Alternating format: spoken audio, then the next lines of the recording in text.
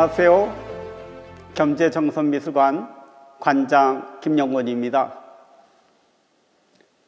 저희 겸재정선미술관은 가장 한국적이고 민족적인 진경산수와 화풍을 창안해내신 겸재정선의 예술적 업적을 기리고 그의 황혼을 계승 발전시켜 우리 국민들 모두 문화 향유의 기회를 다방면으로 증진, 극대화시키기 위해 2009년 4월 23일에 강서구 가양동 궁산 앞에 건립 개관하였습니다. 이후 현재까지 겸재 온화 24점, 영인본 127점을 소장하고 관람객들에게 보다 다양한 관점으로 충분하게 유물을 관람할 수 있도록 일정 기간 상설 전시하고 있습니다. 이번 겸재정선의 예술세계 온화 상설 전시는 2021년 6월 2일부터 2022년 1월 31일까지 약 8개월간 전시될 예정이며 그중 겸재정선미술관 소장 온화 10점 가운데 5점을 아주 이해하기 쉽게 여러분들에게 소개해 드리겠습니다.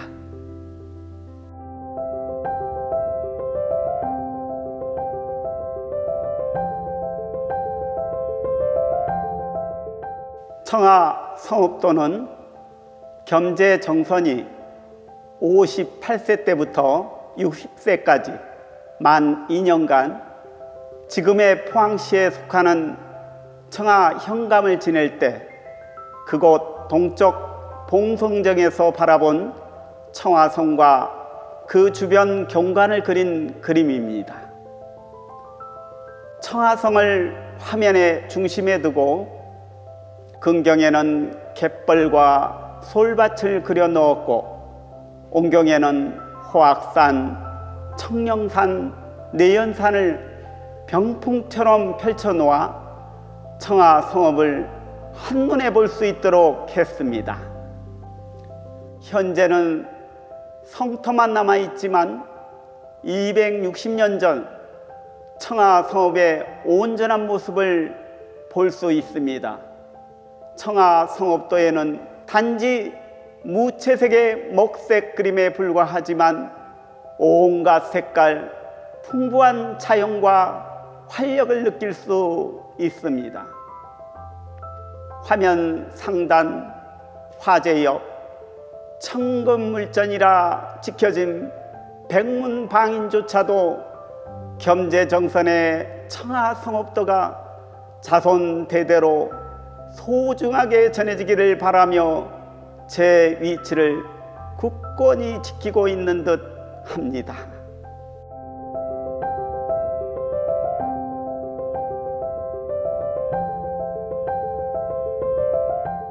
북한 지역인 강원도 통천군에서 동해변을 따라 동북쪽으로 7km쯤 올라가면 총석정이 나옵니다. 이곳 총석정 주변 바다에는 현무암으로 이루어진 돌기둥이 오랜 풍화작용으로 6에서 팔각형으로 기임한 모습을 띠고 있습니다. 또한 동해의 장쾌한 바다를 배경으로 용소듬 치듯 높이 치솟는 포말이 돌기둥을 때리는 신비로운 모습을 보여주고 있어서 관동 팔경 중에서도 가장 빼어난 경치로 대접받고 있습니다.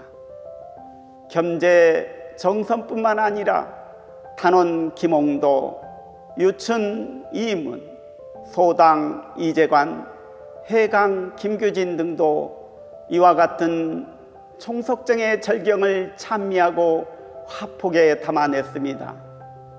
겸재정선미술관 소장본 총석정도는 덩자가 세워진 언덕, 소나무, 파도, 바위 등의 주제부가 또렷하게 보이고 화면 왼쪽 상단에는 총석정과 겸재의 글씨, 그리고 백문방인으로 균형을 맞춘 것이 아주 인상적입니다.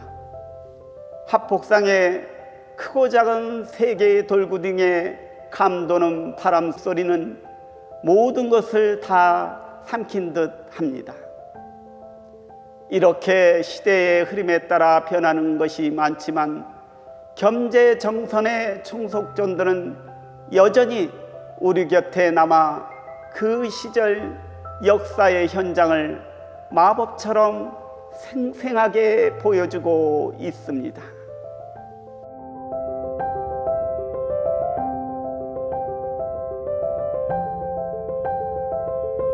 최근에 발견된 겸재 망원도는 더욱 특별한 관심을 받고 있습니다. 그 이유는 다름 아닌 세밀하게 그려낸 인물화인 동시에 우리가 정말 궁금하게 여겨왔던 겸재 자화상이기 때문입니다.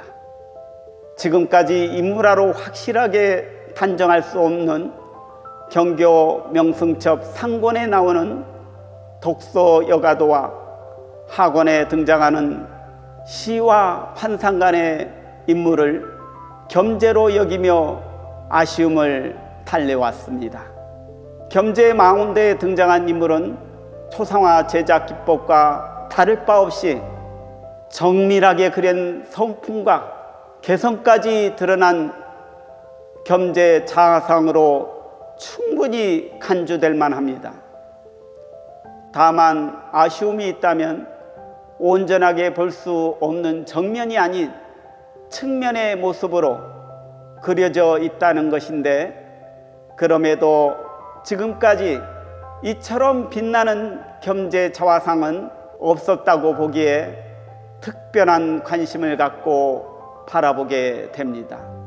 겸재 망원도의 망원은 멀리 바라본다 라는 뜻이 담겨 있습니다.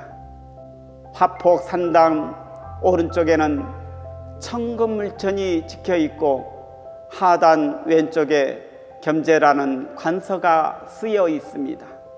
원로미술사학자 안희준 교수는 겸재 망원도에 등장한 인물상을 겸재 자화상으로 보고 애초에 고사 망원도라 명명되어 오던 것을 겸재 망원도로 재명명해야 한다는 의견을 내놓았습니다.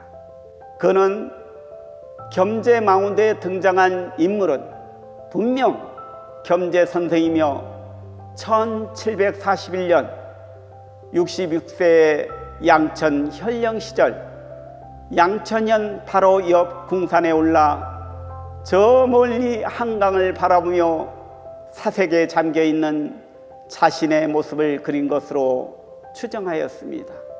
형형색색으로 화려하게 채색되어 있지는 않지만 겸재의 그 어떤 작품보다도 감상자를 압도하는 무게감과 긴장감이 느껴집니다.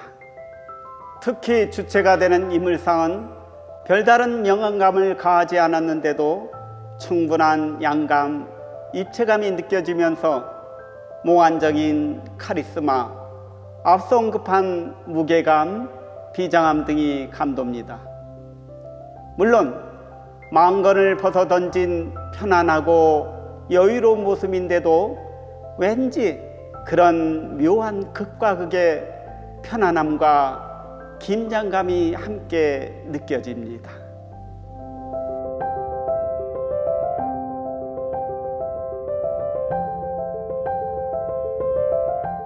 조선시대 선비들의 최대 풍류는 금강산을 유람하면서 시와 노래를 짓고 그림을 그리는 것이었습니다. 이를 위해 선비들이 한양에서 금강산으로 들어가려면 의정부, 포천, 철원, 금성을 거쳐 단발령으로 넘어야 했고, 피금정은 금성에 있는 정자로 시원한 바람이 불어오기에 옷깃을 풀어젖히는 정자란 뜻이 담겨 있습니다. 그만큼 피금정과 그 주변 경치가 아름다워서 금강산을 유람하는 객들이 지나가던 중 어김없이 잠시 쉬어가는 곳이기도 하였습니다. 겸재의 피금정도는 하단, 중단, 상단에 분명한 3단 구도로 구성되어 있습니다. 하단에는 남대천을 건너 피금정으로 들어가려는 일행이 보이고, 중앙에는 줄지은 수양버들과 소나무, 활엽수 등의 울창한 숲과 함께 그 사이로 피금정이 언뜻 보입니다. 상단에는 넓게 펼쳐진 흰 안개구름과 그 위로 금성의 진산인 병파산이 주변 산들을 거느리면서 장엄함을 자랑하고 있습니다. 이처럼 겸재는 화폭의 넓은 공간의 경물을 한눈에 볼 수 있도록 표현했습니다. 화폭 상단 왼쪽에는 용조시대의 학자이자 서화가인 영객 허필이 백화 윤숙의 한시 한 구절을 인용하여 평해 놓았습니다. 흰 안개구름과 둥글둥글한 산, 조금은 가파르게 흐르는 남대천의 맑은 수면, 아기자기하게 우거져 있는 남대천변 나무들, 이상의 겸재 피금 정도는 전체적으로 섬세하고 부드러우며 온화한 분위기입니다. 정말 그리운 금강산입니다. 얼마간은 우리가 자유롭게 드나들면서 금강산을 바라볼 수 있었건만 지금은 다가갈 수 없는 곳입니다. 겸재는 금강산 작가로 내금강, 외금강, 해금강과 관동 팔경을 두루 유람하고 그 절경을 그림으로 그려냈습니다. 겸재가 한양에서 출발하여 금강산을 답사해 가던 그 노정을 따라 여행할 날이 하루빨리 왔으면 좋겠습니다.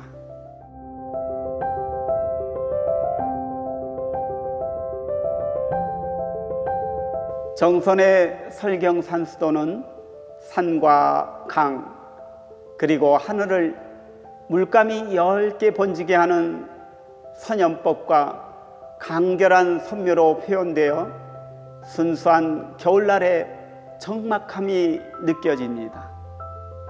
근경에는 버드나무 몇 그루가 있고 그 아래 두 인물이 앉아 쉬면서 무언가 깊은 대화를 나누고 있는 모습을 취하고 있습니다. 다리 건너에는 눈으로 뒤덮인 하얀 설산이 보이고 그 뒤 산자락으로 몇몇 초옥이 보입니다.